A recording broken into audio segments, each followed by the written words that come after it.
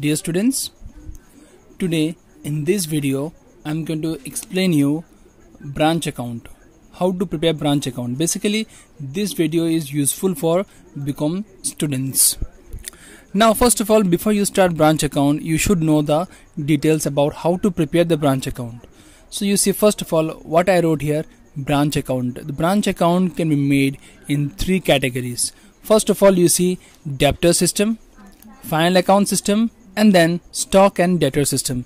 These are the three systems which we can use to prepare branch account depending on the question that has been given to us.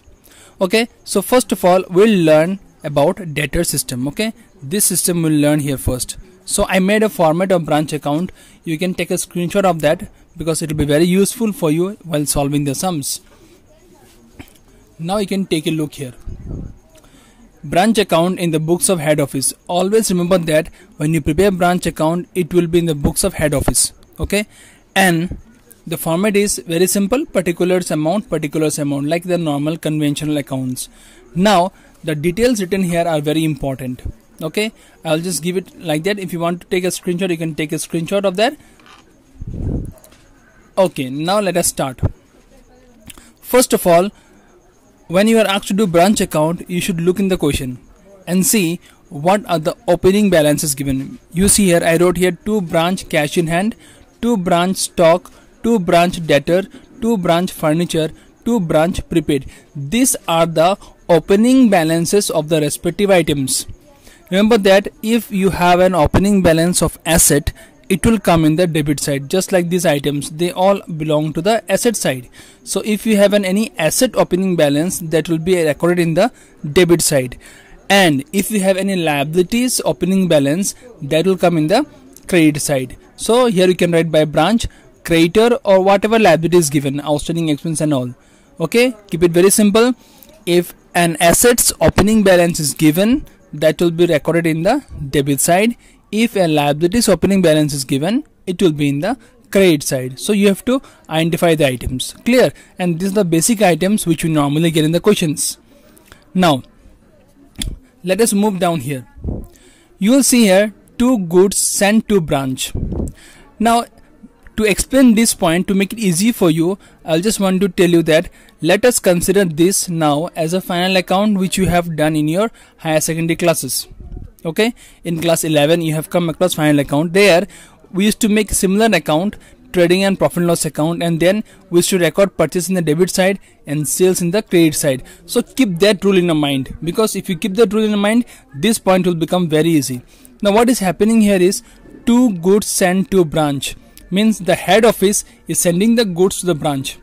So you think you are the branch. If you are the branch, you are the one who is receiving the item, right? Am I clear? So you are receiving the goods. That means you can say it will be like you are purchasing the goods, almost similar, even though the entries are different, no doubt, but just to make you understand, I am giving this assumption. Okay, goods sent to branch is just like you are purchasing goods, because when you purchase goods, what do? The goods come into you, right? And here also same thing is happening. The head office is transferring goods to the branch, is giving the goods to the branch. So branch will be receiving the item. So that's why it will be recorded in the debit side. Okay, it is you can understand this as if it's a purchase, just to make it easy. Okay, now less goods returned to head office. If you have any kind of return, that will be deducted, as you all know. Now take a look here. To bank, expenses paid by the head office. You know, in your question you might find some item like head office has paid money for salary, rent, or any kind of expenses. Those expenses will be recorded in the debit side. Okay, this side here. Then I'll come back here once. You see, by bank account, cash sales. See, this cash sales, cash received from debtor and cash paid by debtor directly to head office. These are the money that you have received by selling the goods. So that's why I told you that consider this in your mind while doing this sum, like you are purchasing the goods. If you purchase the goods, it comes on debit side. If you sell the goods, it comes on which side? It comes on credit side.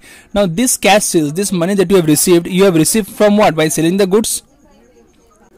So this cash that you have received how? By selling the goods, right? So if you sell the goods by cash, means on cash, then it will be recorded here. Cash sales, you are receiving the money. Okay.